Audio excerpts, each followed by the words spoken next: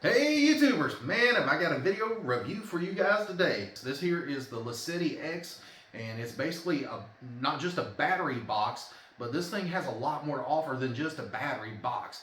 It has a 1,000 watt pure sine wave power inverter in the lid, plus it has a 10 amp charge controller built in. So this is pretty much like a portable power station without the battery. Take your own battery. If you've got batteries laying around like I do, I've got extra batteries, let's say out of like a boat or something, and you want to just turn that boat battery into a portable power station, you put your own battery in here, and now you have everything that you need. You've got a 1,000 watt power inverter, you've got a charge controller, and then you've got everything to make it work. This thing has like a plethora of Anderson connectors for all the hookups and all that, and it's got your disconnect switch right here, it's got your USB plugs, your cigarette plugs, and it's got everything. And so I'm going to run you through it from top to bottom. We're going to put a battery in it and just test it out, and we're going to test the sine wave on it. You know, we're just going to see how good this thing really does work. So basically what you do is you lift the top off the box, and you can see right in here it's got your inverter, and you've got all your connectors here and all your USB plugs. Right in here is your MPPT charge controller. You've got all your cable, all your lugs, all the wiring's in here nice and neat. They really did a hell of a job at building this thing. I mean, it is top notch. You've got a cooling fan right here on this side. You've got a cooling fan here on this side. You've got heat sinks right in here on the other side. I mean, this thing is built really well. And then I'm going to show you the box. Now you can see it's just an empty box. There's no battery in there.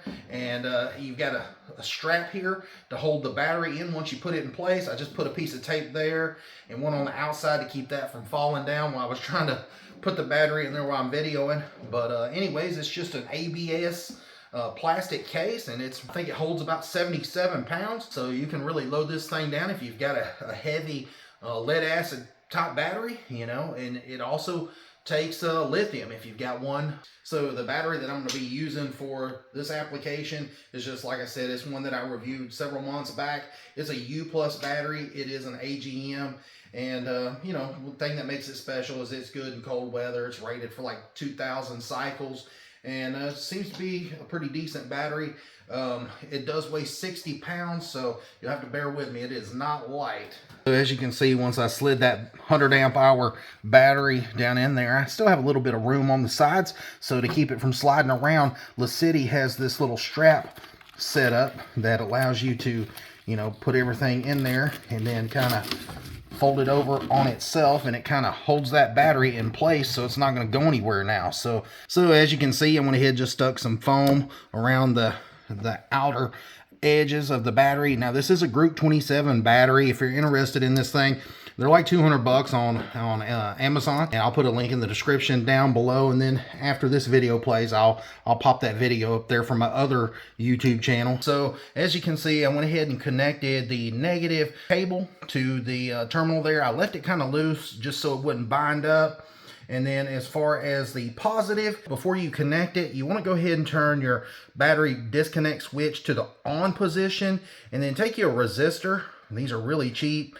And you just take your resistor, touch it to your wire, and then touch it to your battery right there. I don't know how well you guys can see that, but I'm just sitting there touching it. And what that is doing is charging the capacitors inside the power inverter here. And that way, when I touch the cable to the battery, there won't be any spark, and there won't be any threat of damaging those capacitors on that power inverter. It's just a little extra insurance. It takes just a second, but I'm gonna go ahead and touch it together. As you've seen, there was no spark. And then I'm gonna go ahead and loosely put that bolt in there until I get it right where I need it. Now I will say, you know, it does help to have an extra set of hands when doing this, because you're going to have to route these wires and get them tight and make sure nothing's getting pinched or none of that kind of stuff. And plus, I actually need to turn this unit around so it goes the right way. So I'm going to tighten these down where they're nice and snug with a 13mm wrench. And then I'm going to take the little boots that slide over the wire. LICITTI provided these with the box, and I'm just going to slide them up on the terminal, and that way there's no chance of making any kind of contact with one another and shorten it out. Now you can kind of lay this down and make sure nothing's pinching and all that, and then now you should be good to go. Next, you want to take the 4 little bolts that they give you and use an Allen head. So you need an Allen wrench to tighten them up, and what this does is basically just secures the top of the case to the bottom of the case. And you've seen that there was a little brass looking insert in there, and so you don't want to go too crazy tightening it up. Just get it nice and snug and then move over to the other side. So in the video I just showed you that I was using my tool to tighten up the Allen head bolts that they supplied, but LICITTI actually supplied an Allen key for it, and then they also supplied these little tie downs and the hardware to secure these down to whatever you want to fasten it to, and then they provided a strap to basically wrap around the whole top of the box to secure it down, whether you're running this in an RV or you're wanting to secure it down to the floor of maybe a boat. But now I will say that I do have quite a bit of a following for the marine industry, because I actually run one of the largest kayaking groups on Facebook. It's called Fishing Kayak Mods and Kayak Trailer Mods, and I've got like probably 60,000 plus members between the two groups. This is not a waterproof box, so you cannot get it wet, but you could still use it as a for a trolling motor, so keep that in mind. But it does have all the Anderson plugs and stuff here on the sides of the 50 amp Anderson plugs, so you could plug a trolling motor directly into it. So I wanted to make mention of that. I didn't want nobody to think that this is a waterproof box or none of that, and ended up burning their unit out. All right, so I told you guys that inside the lid there is a 1,000 watt power inverter in there, and there's also a 10 amp solar charge controller in there. And so the way that you would hook your solar panel up to this box is they offer this cable here that it goes from an Anderson to the MC4 connectors that would hook to your solar panel. And so all you would do is just basically plug this in and then take this other end and plug it directly into, let's say, a 100 watt solar panel, because, you know, with 10 amps, you're not going to be able to run a bunch of solar panels off of it. So I'm just going to run one 100 watt solar panel. And for me, that's all that I need, because I'm going to be using this in a storage building that I hardly ever get into. And so I just want to be able to use this to provide lights, and, you know, maybe run some power tools or something like that sometime. So you know, like I said, I'm not going to be in and out of the building every day, so that 100 watt solar panel will be able to charge this battery up no problem. Now, if that's not enough for you, that if you want to add more solar panels, then you can bypass this by just simply unplugging this and, you know, going to one of these other outputs and plugging in another charge controller, and you can put as big a charge controller this will handle. They also supply you with this Anderson connector and these 2 alligator clamps, and what this is for is so you can basically jump start your vehicle if you had to. You know, this is pretty handy. I mean, really, if you were using this in a boat, you could jump start your motor. You could, if you were using this in a you know, your vehicle just as a portable power station. I mean, literally, this is pretty awesome to be able to jump start your vehicle. Now, I will say, if you have a lead acid battery in here, then it's going to be super heavy, and these are going to be kind of super short to lift it up and try to get these clamps on there. So obviously, if I was going to use this as a jumper box, that I would definitely use a lithium battery on the inside, because it's going to be a hell of a lot lighter to lift. But, and also I want to make mention that they do sell this box with or without an AC charger. I know LICITTI sells this box here for like $168, but then they also sell the same identical box but with a 20 amp battery charger for a little over $200. So, and it's rated for charging lithium batteries. So that is a good deal to get the one with the charger, and I'll put it in the link for that one in the description as well. I'll put one with the charger and one without the charger, so make sure you look for the one that you you might want. Now, with all these plugs here on the end for the Anderson connector, I just wanted to point out that this top one, like I said, it's labeled. It says right here, it's clearly marked 10 amp. Solar input. That way you know that this one is definitely going to the charge controller. So there's no question that this one's going to the 10 amp charge controller, and this one's going to be plugging into your solar panel. And then down below and to the side, you have these other Anderson connectors. And like I said, you can plug in whatever you want to. If you want to use the jumper cable thing to start your vehicle, you can. But you know, if you want to add, you know, a battery charger to this, you know, let's say you don't want to buy LICITTI's battery charger, you want to buy another brand, or you already have one, then you can use whatever brand you want. All right, now I said you could use any battery charger that you want. Now I'm using the Redodo. This is a 40 amp. Now obviously you're not going to use a 40 amp to charge this lead acid battery, or you know, a battery probably that small. You would probably use maybe like a 20 amp. But you know, Redodo does have this same charger in the 20 amp version, and I'll link that one down below, the 20 amp charger, if you're interested in it. But Redodo does offer it with this Anderson plug, and so you know, you can plug this into the normal battery, like if you're charging it outside of a box like this. But if you wanted to, you can disconnect this and leave that laying, and you can just plug this directly in to that Anderson connector, and you don't have to modify anything. It just plugs right in. And that's the cool thing about this box, is it has so many Anderson connectors on here, and it just makes it so universal where you can connect and disconnect very easily without having to go to a lot of trouble. So, you know, like I was saying, if you wanted to add another charge controller to be able to add more solar panels, you can do that. If you want to add a different battery charger, you can do that. If you want to hook anything within, you know, the rated power for these Anderson connectors, which these are all this one's 50/50, the bottom one's 50, and then this top one, like I said, is for the 10 amp charge controller. And then this one here is 175 amp. Now, obviously, the battery that's on the inside of here is not going to be able to put out that 175 amp. But let's say you did have a battery that was rated for that 175. You know, your Anderson connector right here is able to support that 175 amp, and that's an input and output. So, you know, it's cool to be able to plug whatever you want into this thing and modify it. So, you know, if you're a tinker or a DIY guy, this is going to be a really cool product for you guys. Just really excited to bring it to you. I just think that it's going to be a real game changer, and I'm pretty sure that LICITTI has already have built one since this one's come out, and they've already upgraded the charge controller in it. I haven't looked at it yet, but yeah.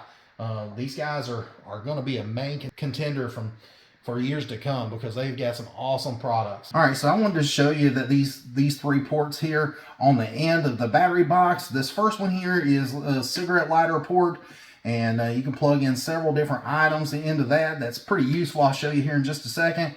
And then here on the right side and in the middle, you've got a USB-C power delivery port there on the top. And then down below, you've got a USB quick charge 3.0 port there on the bottom. And these are really cool because they have a button where you can turn them on and off right there. So you don't have that little light wearing your battery down if you don't want it. So anyways, I'm going to go ahead and turn these on.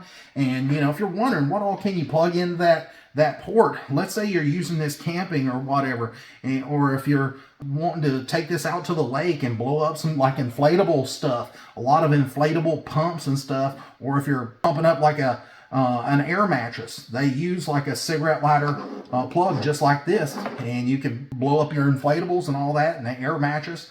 And then let's say you want to use like a 12-volt fan, you can plug in your 12-volt fan. That port is pretty useful as far as the PD ports. They're great for charging up phones. I have actually several rechargeable fans that use USB-C. I can use those to charge those. And then right here, I show these in a lot of my videos. This is a USB light bulb from VT Power. And basically, it just uses the USB port right here on the bottom to to power a light. And this is good for camping or whatever. This thing only uses 5 watts of power, so it's practically nothing. And they make splitters for these, so you can plug in multiple lights. And like I said, it hardly uses any power. And you know, one light bulb easily lights up my bedroom in here. We were laying in here one night and had the power station turned on, and this thing really does light up a room. And you imagine if you're camping and got 3 or 4 of these strung out, this will light up your campsite and all that. So these have a little switch on and off, so it's pretty neat. So you can hook up quite a bit of stuff, and these ports just are really, really useful. Now, if you don't want them on, then you can always just turn the battery disconnect switch off, and you see they just lose power. It takes a second, but it turns everything off. This is basically just a battery disconnect, so it cuts all power from the battery going to the ports over here and to the power inverter. So right here, again, this here is your battery disconnect switch. They call it the battery main switch, but it has a little arrow on it, and when it's pointing down that way, then that means that all the power is cut off to the unit. And if you turn it clockwise, then it points the arrow this way, and now it shows that everything is on. And so now not only are these ports live and they have power to them, but then the power inverter has power going to it. Now it's not turned on yet, because the way that you turn the power inverter on is there's a button right in here, and you turn that on. You can see right there that it shows that it's 113.7 volts. We can see right in there that it's got like a battery monitor. Now there is a different display that you can click by mashing the mode button there. I guess that is your wattage. Let's see, back to 13.4 volts. So I'm sitting here playing with the mode button right here, this one up here on top, and you can see right here this little orange light. It tells right below that when it's lit up, that it tells you your DC voltage. So right now it's at 13.3 volts. That's what your battery is at. And then when you mash this button again, then it goes to your AC voltage. So it tells you you're at 113.5 volts. And then you mash it again, and then it says AC wattage. And since there's nothing plugged into this, it's at 0 watts. It is pretty neat, and I really do like the display. I'm going to go ahead and show you here on the end. This is your AC port right here, where you can plug in any of your items that's under 1,000 watts. And so you can see right here beside it, there is a cooling fan. And then also I wanted to point out that there is a cooling fan here on the back as well. So it should keep everything nice and cool. And we'll see if we can run some power through this and get those fans to turn on and see if they're nice and quiet. And then also we're going to check the sine wave and see if it is a pure sine wave like they say that it is. So make sure you stay tuned. For those of you that's new to my channel, this is how I use to test everything. I use just an extension cable that goes to an electrical box here, and I've got a hole drilled on each side, and that's where I can probe it with the oscilloscope. And then right here I've got a watt meter, so everything is at 0. All right, so I'm fixing to test and see if this is a pure sine wave or not. And then right now I'm testing to see that the voltage for the AC is correct. And it says right here that it's at 112.3, and then right here it says it's at 113.6. So there's a little bit of a discrepancy right there, but you can see that it is at 60 hertz, and that's right where you want to be. And like I said, we're going to test it for the sine wave, and you can see right there that it is a pure sine wave. I don't see any distortion in it, so that is good, and pretty impressed with that part. So anyways, we're going to throw a load test at it and see just how well it performs with the load put on it. We're going to see if the fans are loud and all that. All right, guys, so as you can see, I've got the watt meter hooked in on top. I've got a 1,000 watt hair dryer hooked on to the watt meter, and then down below, I don't know how well you guys can see that, but I have a box fan just in case I need to add some more wattage to it. But like I said, this is 1,000 watts, and we're going to try to get close to that. And anyways, we're going to go ahead and turn on the hair dryer. We're going to set it on high. I believe it puts out somewhere around 800 and something watts after it stabilizes out. I'll try to keep up and let you guys know what the wattage is, and then make sure you keep an eye on the oscilloscope down there when I turn this on, and make sure there's no distortion that starts up whenever I put power to the pure sine wave inverter. I did see a little bit of distortion right there in the middle, but it doesn't look like it's major. Right here, it says it's putting out 755 watts. And let's see if we can kick it up about 75 more watts by turning on this box fan down below.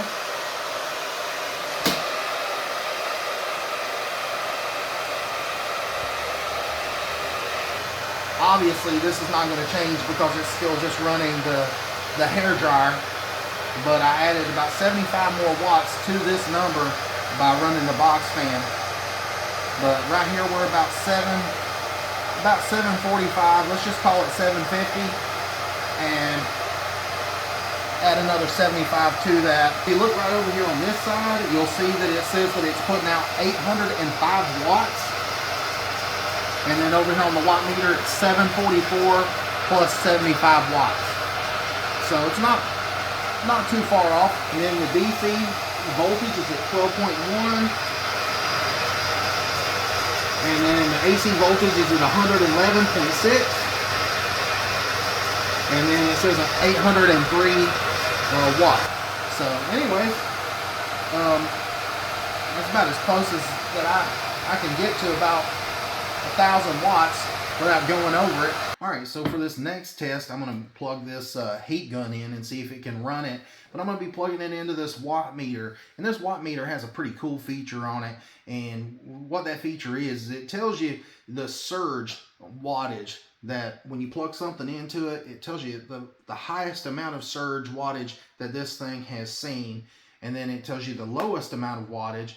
And then also you can change and show you the real-time wattage. So the way that you do that, you want to clear it out because there's wattage, the last wattage has been saved in here. So you just hit the reset button with a pen, and it resets the unit, and everything goes back down to 0. And then I'm going to go ahead and plug in this heat gun, and I'm going to start it out on first speed first. You can see right there it's at 630 watts. And then over here, it shows 639, 631, 620 over there on the watt meter. So it's within around 10 watts of being, apart, And then I'm going to go ahead and kick this up to speed number 2. And I would say that this thing's going to stop pretty quick, just simply because I would expect it to cut out, because this thing is rated at like 1,500 watts. So we'll see if it has a cutoff on it. So right there, that's 1,058 watts. And keep in mind, this thing's only rated for 1,000 watts. And hear that beeping sound. So it's letting you know that yep, there it goes. It shut off. So it did its job. But you've seen that it ran over 1,000 watts for, a few seconds there. So, it's able to do that 1,000 watts and a little bit more for just a few seconds. So I found that to be pretty impressive. So anyways, I appreciate you guys watching this video. I know it was long drawn out and there's a lot of testing involved, but I just wanted to prove that it is a pure sine wave. It is capable of running that 1,000 watts. And, it does have a lot to offer with all the different hookups with the Anderson connectors and the USB ports, the USB-C ports, the cigarette port. And, I think for like $100 and, something dollars, what this thing costs without the AC charger, I think this is such a bargain. And I can't wait to see what LICITTI has in store for us next, because this is an awesome product. And if you've got a battery laying down, laying around your house or something, this is an awesome way to turn that battery into a portable power station. And let's say you have a boat or something like that, and you like to go fishing during the summertime when it gets cold. You don't want to be out there when it's really cold outside, so you can take one of those deep cycle batteries and throw it in here. Now you got a portable power station. So, you know, that way it's, you know, just not sitting there in the boat, not getting any use. You could actually use this to, you know, keep in the back of your vehicle, you know, during those winter months. You know, if you run into some power outages or something, you could use it for that, or just keep in the back of your vehicle just to use as a jump starter. So anyways, appreciate you. All right, so one thing that I failed to mention is the fans. Like I said before, you've got a fan right here and then a fan right here next to this AC plug here on the end. And it's going to be kind of hard to let you guys hear the noise level on the fan, because as soon as you plug something in that's got, you know, a little bit of power to it, then, you know, those fans automatically start running. I'm going to put this heat gun on just the first level, and as soon as I mash the button and turn it on, these fans kick on, and they're not loud at all. I was surprised. I figured they would be pretty loud since they are kind of a small fan, but they're not nowhere near as loud as some of the power inverters that I've tested. There was one inverter, I think it was the Alpha 1500 watt inverter. The fans had like a high-pitched noise where it was running so fast, but these seem to be pretty quiet. I mean, they do have a little bit of noise, but nothing like some of those ones that turn really fast that are annoying. It doesn't seem to bother me at all. So I'm going to try to point this in the other direction so you guys don't pick up the sound from the mic, but hopefully you can get in close enough to hear a little bit of noise from the fan there. But again, it's not loud. Here we go.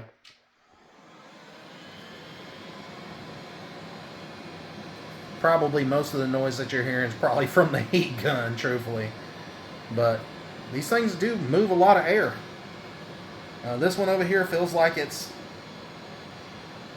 one's definitely blowing out. I believe this one over here is maybe sucking air in and blowing it out.